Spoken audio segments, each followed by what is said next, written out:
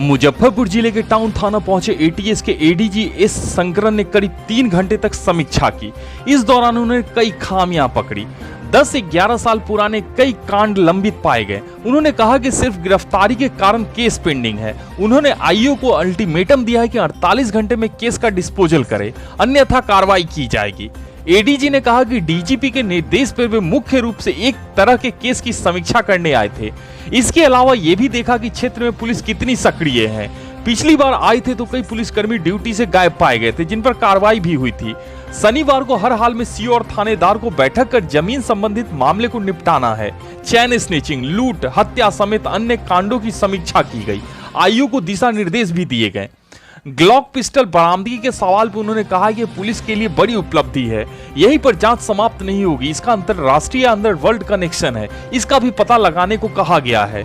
Pistol कहां से आई है, किसने मंगवाई थी, इन सभी बिंदुओं पर अनुसंधान कर रिपोर्ट मांगी गई है। क्राइम खबर के लिए मुजफ्फरपुर से मणिभूषण शर्मा की रिपोर्ट।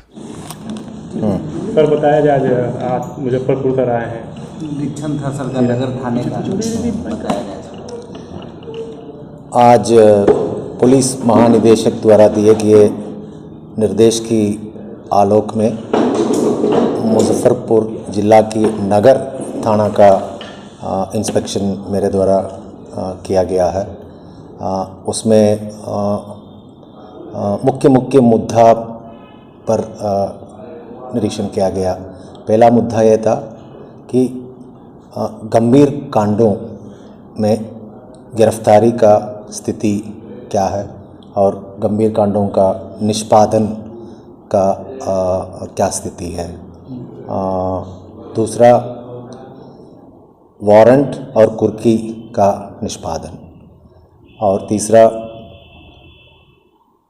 पुलिस का खास करके आज नगर थाना का उनके अपने क्षेत्र अधिकार में प्रेजेंस मतलब विजिबिलिटी कितना दिखाई पड़ते हैं पब्लिक के बीच में, वो भी मेरे को आकलन करना था। और चौथा, हर शनिवार को थाना में सर्कल इंस्पेक्टर या सीओ के साथ बैठ के ज़मीन संबंधित विवादों का निपटारा करना था। उसमें कितना कारगर ढंग से काम हो रही है, इस पर भी मेरे को निरीक्षण करना था, इसलिए मैं उस निरीक्षण में आया हूँ। सर पिछले दिनों नगर थाने क्षेत्र में ही एक अत्याधुनिक हथियार की बरामदगी सर हुई थी। उस मामले में सर क्या कुछ पता चल पाया? देखिए, हर केस का रिव्यू डीएसपी साहब के स्तर से और एसएसपी साहब के स्तर से हो रही है। मेरा लिमिटेड एक मैंडेट है, उसमें जिस केस के रेफर आप कर रहे हैं, जिक्र कर रहे हैं, उस केस में शीघ्र चार्जशीट करके प्रायोरिटी में ट्रायल में उस केस को लाने के लिए निर्देशित किया गया, ताकि न्यायालय में अभियुक्तों का सजा शीघ्र दिलवाया जाए।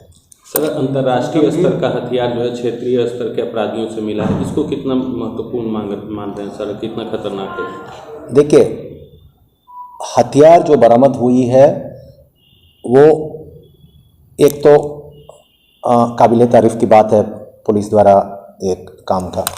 दूसरा, वहीं पर हम रुकेंगे नहीं। ये हथियार आया कहाँ से, किसके माध्यम से आया, किस रास्ते से आया और क्यों मंगवाया गया, जब तक हम पीछे जाके इसकी जड़ तक नहीं पहुँचेंगे फिर हम वो लॉजिकल एंड, वो पूरा सर्कल कंप्लीट नहीं होगा। तभी हमको हथियार तस्करों के बारे में पता चलेगा।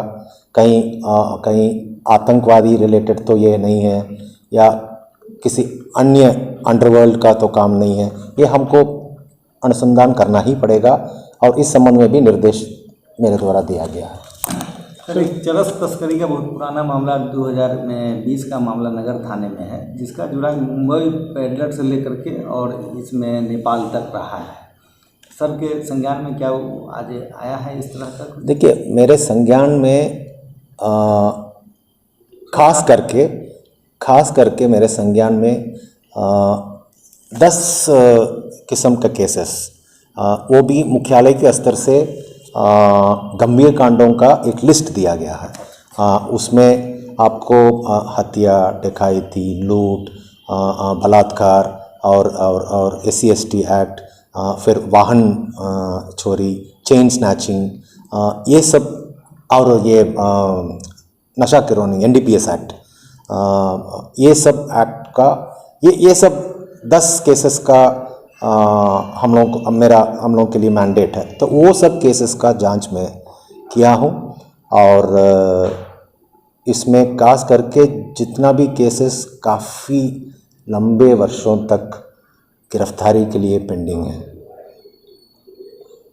कोई केस मेरे को देखने को मिला है 10 साल पुराना केस है या 11 साल पुराना केस है, उसमें गिरफ्तारी के लिए अभी भी कांड लंबित है।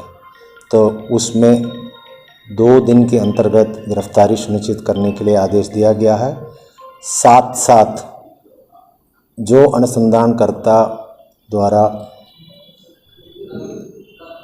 पिछले 2-3 साल से कोई गिरफ्तारी किसी कांड में नहीं किए हैं, उस अनुसंधानकर्ता पर कड़ी कार्रवाई भी की जा रही है, चाहे वो 1 पदाधिकारी हो या 2 पदाधिकारी हो, लेकिन जो भी लापरवाही किए हैं गिरफ्तारी में, उन पर कड़ी कार्रवाई किया जा रहा है। पिछले दिनों भी मुजफ्फरपुर साहब आए थे, 37 पुलिसकर्मियों पर सर कार्रवाई हुई थी, उनको सस्पेंड किया गया था गश्त के दौरान। क्या मामला था सर?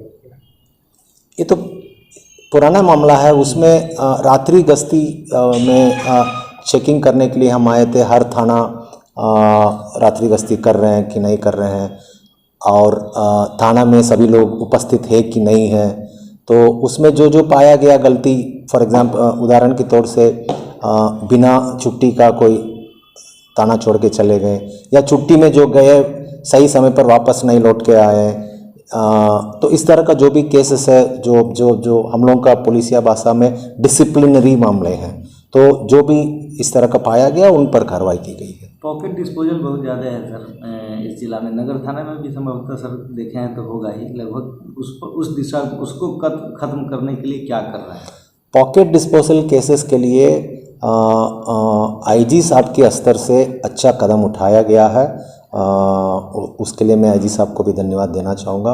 वो थाना का रिकॉर्ड, SP साहब का ऑफिस और कोर्ट का रजिस्टर, तीनों का बुझारत करा रहे हैं। बुझारत का अर्थात यह है कि मिलान मतलब कंपैरेटिव।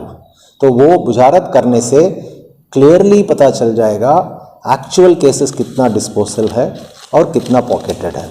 तो इस पे तेज़ी से काम हो रही है, हमें पता चल जाएगा, फिर उसके बाद कार्रवाई हम लोग करेंगे। एक सर सवाल है कि पिछले दिनों मोतिहारी में सर विदेशी फंडिंग का मामला सर आया था, NIA की टीम भी इसमें सर जांच कर रही है, आपके द्वारा भी जांच किया गया सर, जांच कहाँ तक उसमें पहुँची?